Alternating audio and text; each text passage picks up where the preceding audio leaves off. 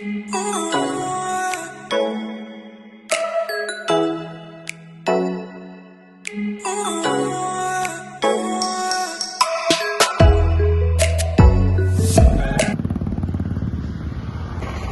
itu rempah Pani puri, adagi fast food hai tane, fast food Pani puri ne adagi kai moi kai phangeri ai apsa ki.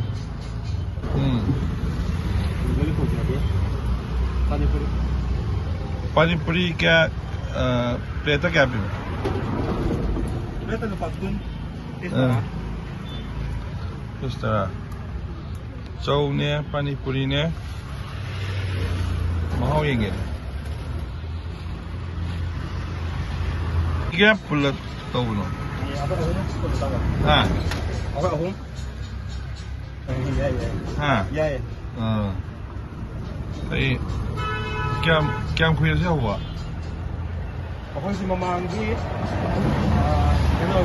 Lan ho di Mamanggi dia home ne. Lan namang to. Hana sida pamam berane. Hana pamam desi. Sida tolak padi. Ini tarani usure. Tarani usure. Okay. Hadi padri ba? Ha padri. Adum lan marak sigi Pagka hari mayam free da lay daw saro. Ay tare na. Lan da sumating pang mangam na ba? Oo, tanda.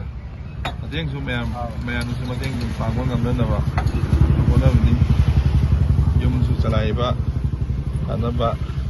May ahong pulaga to wani hay tha padri eh. Mahaw yang si pa. Di Pani puri. Kana Kakching sekmai turen. Đây không nghe như này chứ sữa Pani puri này đấy đây với chicken cái nó không gì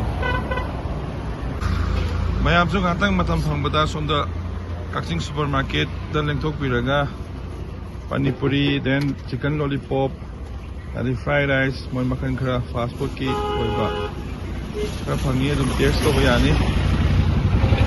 Yang tu makan pembuatan itu pirau, setelah ni, kunci, plate kunci.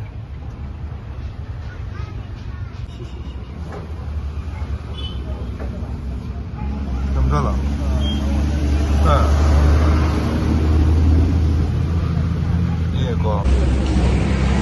Cái này em test nhìn xem em không tiền chứ còn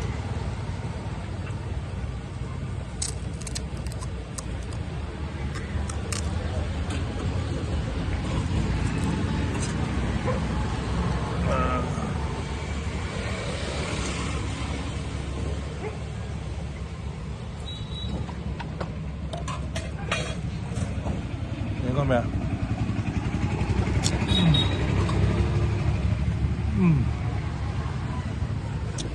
Yes. Ada mahal. Mayam su. Saturday, Sunday. For every day, nukti hang mani natra. Nukti pung ama ni dagi dum. Sorry, asan bada. To ga mayam su jo. Mahal yeng mayam ni. Lupa kun, plate lupa kun kata ni mayam. If lam khai da saladi lupa kun tra ni ko. Plate busy. Okay. Kita makan ni ba. Manggigi asin ba. If nung sasaga di mati amu yan haw ni. Nung sasaring ito di ko. Min mai sing ni para na fresh oy ni then ato pa material maga hawai song ba maga. Material ni.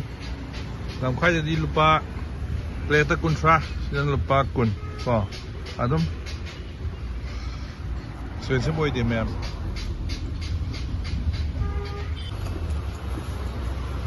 Adum hara hoje que do sem as bem vir ba kai puna mak kasi di kai na ba kan ni jari adum straight vendor da so não fado pula ga sabi ho asi di kai na si bye bye sayonara nara